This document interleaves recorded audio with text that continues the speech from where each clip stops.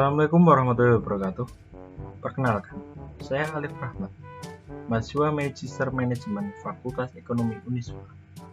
Pada kesempatan kali ini, saya akan membahas mengenai how online commerce driving Indonesia economic development dan disruptive technology advance that will transform life, business, and the global economy.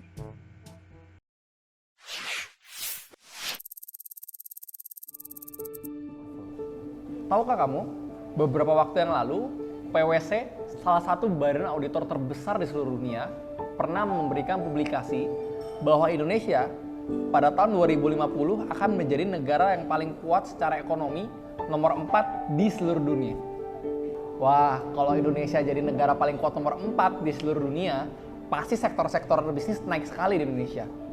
Tentunya, yang jadi primadona dari seluruh sektor-sektor bisnis itu, pasti salah satunya adalah e-commerce.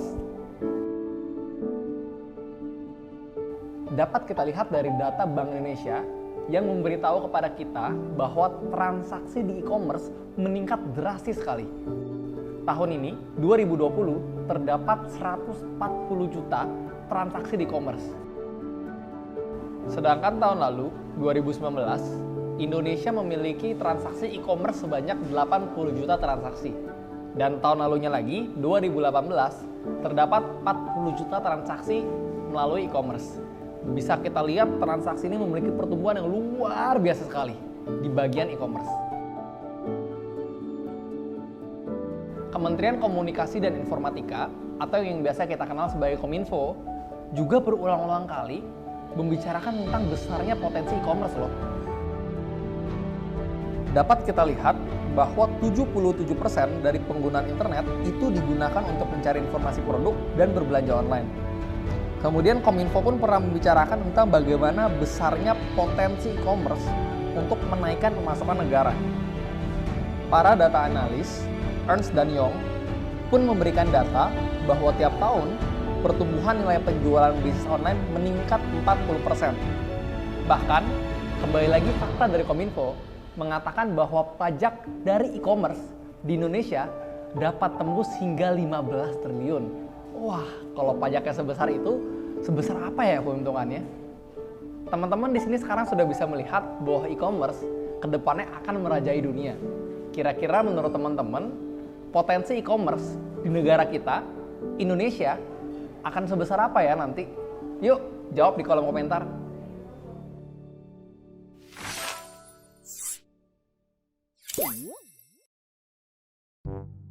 How online commerce driving Indonesian economic development.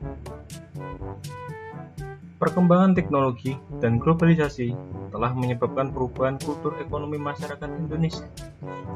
Era modern seperti sekarang ini, media informatika elektronik atau internet telah menjadi salah satu media yang dimanfaatkan masyarakat dalam melakukan komunikasi dan bisnis.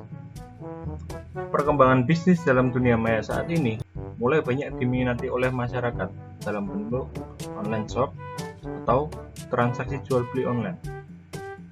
Transaksi jual beli online merupakan salah satu transaksi jual beli dengan menggunakan internet. Perkembangan teknologi seperti smartphone menjadi salah satu penunjang dalam perkembangan bisnis secara online.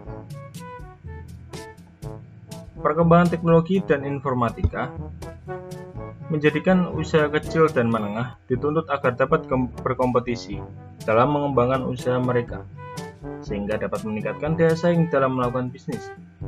Pemanfaatan teknologi informatika ini memiliki potensi yang besar dalam peningkatan pendapatan masyarakat.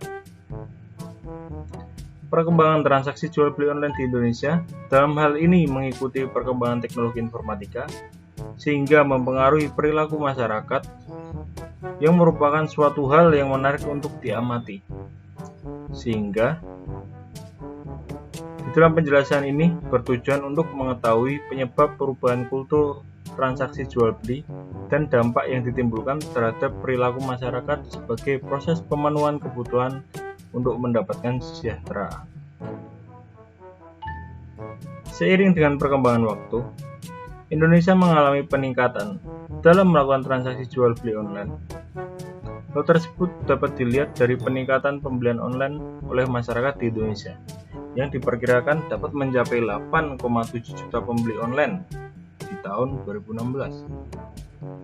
Produk-produk yang biasa ditawarkan dalam online shop yaitu pakaian, gadget, tiket pesawat atau pertunjukan, buku, sepatu, tas, dan kebutuhan sehari-hari lainnya. Pelayanan dalam berinteraksi menggunakan e-commerce dapat dilakukan melalui 3 cara, yaitu yang pertama menggunakan web browser, telepon, atau fasilitas chatting. Informasi mengenai barang yang akan dibeli dapat dilihat melalui database perusahaan. Dalam pengimplementasian e-commerce, ini terdapat faktor-faktor pendorong dan faktor-faktor penghambat. Menurut Tusrul and Burgelman tahun 2001 dalam Profit 2007, faktor-faktor pendukung dalam pengimplementasian e-commerce yaitu globalisasi dan liberalisasi, kompetisi yang semakin sulit, perkembangan teknologi, pengurangan tujuan secara fisik dan publisitas. Sedangkan faktor-faktor penghambat dalam pengimplementasian e-commerce yaitu yang pertama keuangan, penjualan, pembelian, kenyamanan, informasi, administrasi, dan komunikasi. Dengan banyaknya keuntungan berupa materi, efektivitas, dan ditambah dengan banyaknya pengguna internet di Indonesia, menjadikan pemilik UKM mulai menggunakan internet sebagai salah satu sarana pengembangan bisnis demi mencapai kesejahteraan. Pengaruh internet terhadap kehidupan masyarakat di Indonesia merupakan suatu bentuk modernisasi, yaitu di mana konsep modernisasi ini berkembang di Asia pada abad ke-19 dan 20. Di mana modernisasi yaitu suatu konsep perubahan baik dalam hal sosial, ekonomi, dan politik dengan mengikuti perkembangan negara-negara yang telah maju, semisal di Amerika dan Eropa. Perubahan modernisasi masyarakat merupakan suatu proses transformasi dari masyarakat tradisional menuju masyarakat yang menggunakan teknologi. Dalam proses modernisasi ini, masyarakat dituntut untuk memiliki keseragaman nilai dan norma yang mendasar. Proses perubahan modernisasi ini hanya terjadi pada sekelompok kecil orang yang menjadi agen perubahan elit. Agen perubahan elit mempunyai peranan dalam melakukan proses perubahan sosial. Modernisasi merupakan suatu proses transisi multidimensi yang terdapat dalam berbagai bidang yaitu ekonomi, politik, pendidikan, agama, kehidupan keluarga, dan stratifikasi. Dalam bidang ekonomi, yaitu pentingnya kemunculan teknologi dalam dunia pendidikan. Perkembangan model pertanian dari pertanian tradisional menjadi pertanian yang lebih komersial. Penggunaan mesin sebagai pengganti manusia dan hewan dalam proses produksi, dan perkembangan bentuk pemukiman urban dan konsentrasi tenaga kerja di tempat tertentu. Pemanfaatan media internet dalam melakukan bisnis demi pemenuhan kebutuhan manusia, dalam hal ini mencapai kesejahteraan, memberikan pengaruh terhadap perubahan perilaku manusia itu sendiri. Dalam dunia usaha, perkembangan teknologi sebagai bentuk modernisasi memiliki peran penting, yaitu dalam hal persaingan usaha. Masyarakat dituntut untuk menggunakan teknologi sebagai bentuk mempertahankan hidupnya. Makin tinggi efisiensi dan makin adaptasi suatu masyarakat terhadap modernisasi, maka peluang masyarakat dalam pemenuhan kebutuhan semakin besar. Apabila masyarakat tidak dapat mengikuti arus perkembangan modernisasi, maka masyarakat tersebut akan tersingkirkan.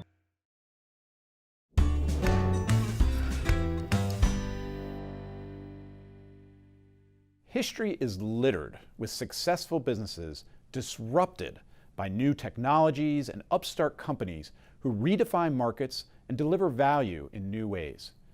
Kodak, BlackBerry, Blockbuster are just a few iconic companies that have been disrupted in recent years. But disruption is not new. It's been around for generations. While disruptions vary in timing and intensity, they tend to follow similar patterns. First, the era of ferment. Everyone remembers Apple's iPod, but they tend to forget the hundreds of digital music players that came before. Disruptive innovations have an incubation period that is often characterized by the entry of a large number of entrepreneurial ventures, as well as incumbent firms vying for dominance in the marketplace. Improvements in the innovation may be slow at first, but eventually accelerates as more and more experimentation occurs. Second, the shakeout. As a disruptive innovation finds traction in the market, a competitive shakeout occurs. A dominant product design or business model emerges. The numerous players in the market decreases. Ventures go out of business. Established businesses give up on the new market. Mergers and acquisitions bring together former competitors. When the dust clears, there may only be a few significant players left. Think Apple and Samsung with smartphones, or Uber for on-demand passenger services. Third, the end of growth. Over time, the innovation matures and growth slows. The market becomes saturated. Each incremental innovation requires more and more effort. This is usually the time when things get interesting again. Entrepreneurs start experimenting with radically different concepts. Innovators in established businesses or intrapreneurs invest in next-generation technology. A new disruption may be just around the corner. For over 50 years, the auto industry was relatively stable. Suddenly, Tesla reinvigorates electric vehicles, and Google and others start testing driverless vehicles. The market is suddenly flush with radical innovations as the process of disruption begins again. Disruptive innovation needn't be scary. By understanding these three patterns, you can enhance your chances of being the disruptor rather than the disrupted.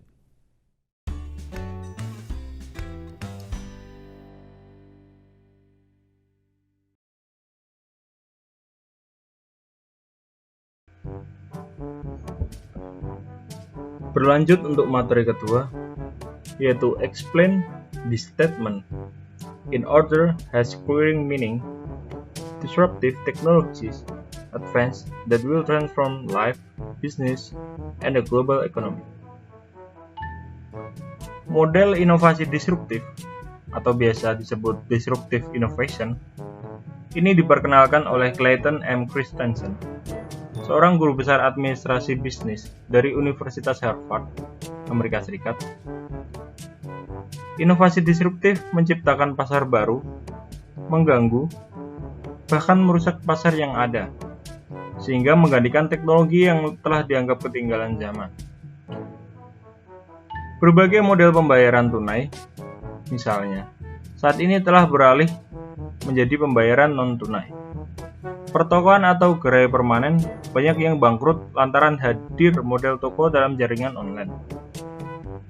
Perdagangan umum berpaling pada mekanisme e-commerce. Bahkan pendataan manual penduduk telah beralih kepada kepemilikan kartu tanda penduduk elektronik. Beragam media massa yang sebelumnya mengandalkan teknologi cetak atau teknologi terestrial beralih kepada media digital. Produk-produk seni seperti lagu, video, dan film juga berubah menjadi produk kreatif serba digital. Pertumbuhan kemajuan teknologi digital di Indonesia yang pesat bisa menjadi mengarah negeri ini menjadi bangsa digital. Indonesia sedang mengalami masa pergeseran gaya hidup, pola konsumsi, dan produksi dari offline ke online. Lembaga riset pasar, eMarketer, memperkirakan netter Indonesia bakal mencapai 123 juta orang pada tahun 2018. Melihat begitu tingginya angka penetrasi pengguna internet di Indonesia, penerapan teknologi digital menjadi suatu keharusan bahkan kebutuhan bagi pelaku bisnis. Salah satu teknologi yang mengubah dunia bisnis adalah kehadiran mobile internet yang mengakibatkan pertumbuhan pesat di bidang perdagangan.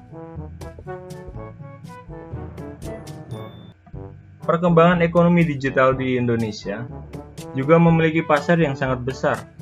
karena jumlah penduduk yang mencapai 250 juta jiwa.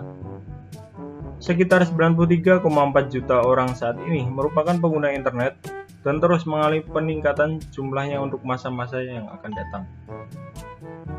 Peluang ini perlu direspon cepat oleh pelaku usaha nasional, khususnya sektor industri kecil dan menengah, untuk memperluas akses pasar dan meningkatkan pendapatan.